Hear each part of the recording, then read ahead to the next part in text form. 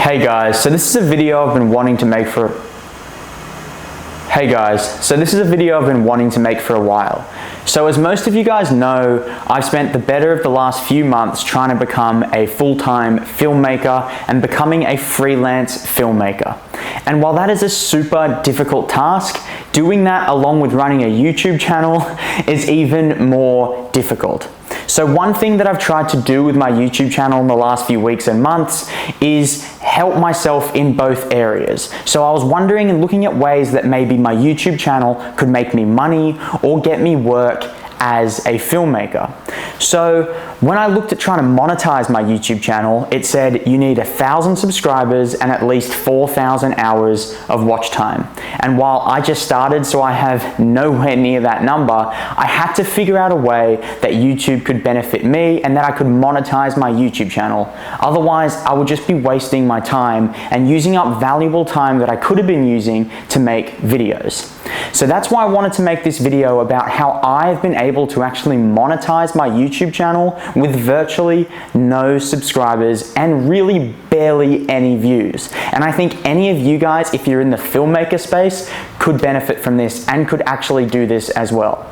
So when I tried to monetize, obviously I saw I didn't have the platform in order to monetize the actual channel for YouTube to pay me in AdSense. But what I was able to do was try and use my YouTube as leverage to show how I'm becoming a filmmaker in order to kind of get work out of YouTube, if that makes sense. So just the other day, I did my first corporate video. So that was for a company that I actually had ties with. We have a mutual friend who works for that company, and they needed some videos done.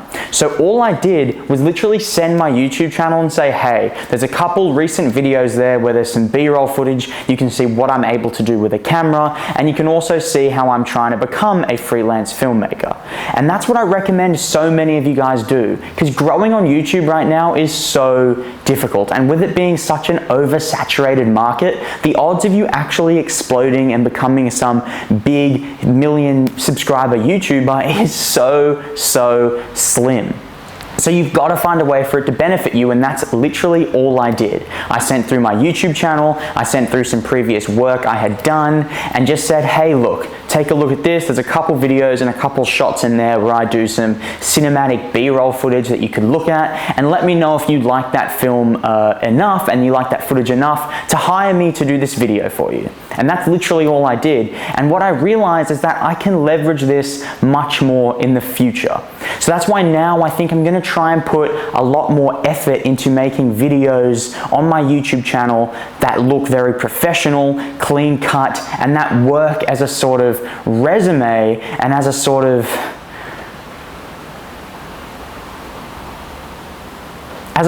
commercial for my ability, if that makes sense. So just like in acting, you would have a show reel, my YouTube channel needs to be my filmmaking show reel.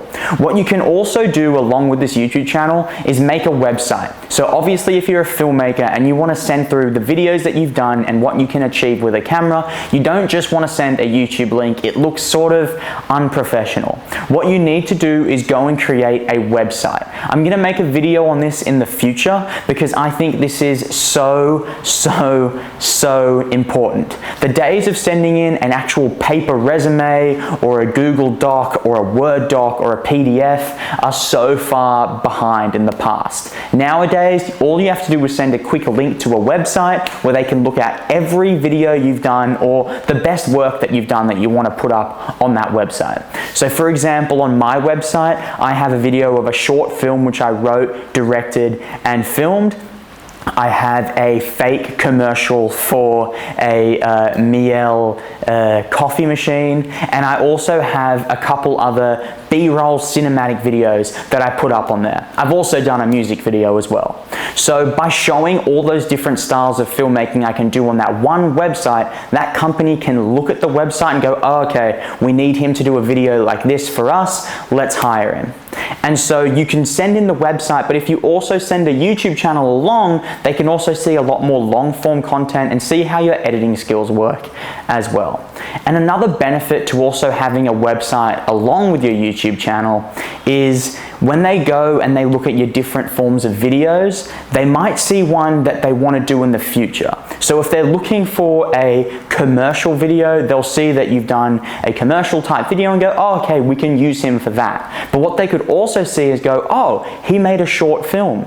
We need a sort of short 1 minute sort of long form commercial that needs to be written and directed. Maybe he's the guy for that as well. So it can actually lead to you getting more than one job for the company.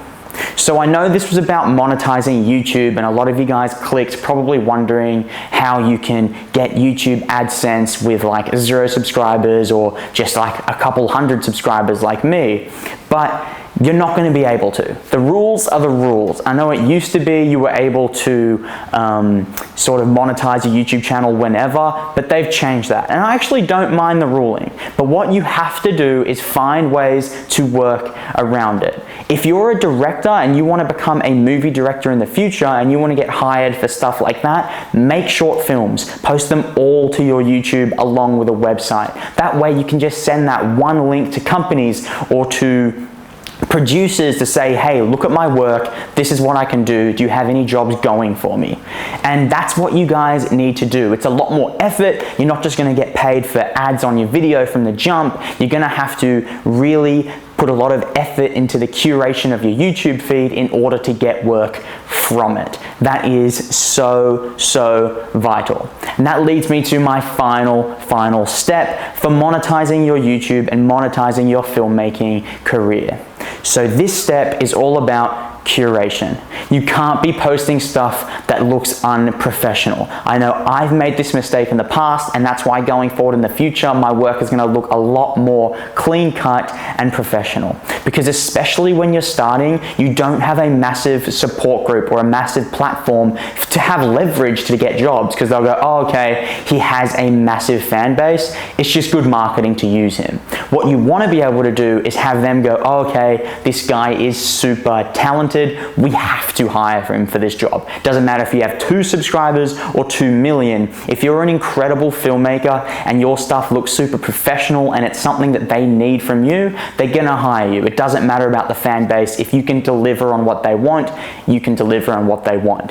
And you can't be posting things that are super unprofessional or out of your niche, if that makes sense. So my niche is filmmaking, so I only post filmmaking and movie content.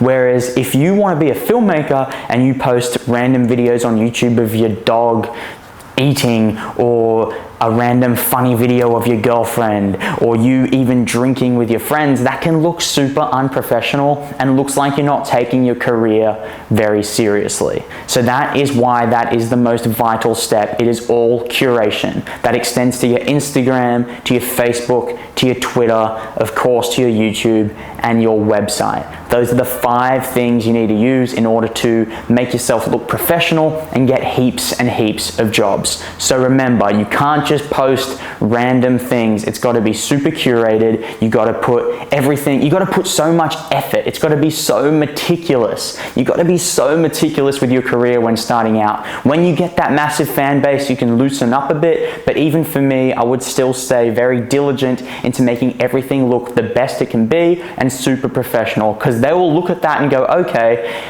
he will probably over-deliver for us. If you're an incredible filmmaker and they just need you to do some simple filmmaking task, they'll be like, he will over-deliver, so we want him.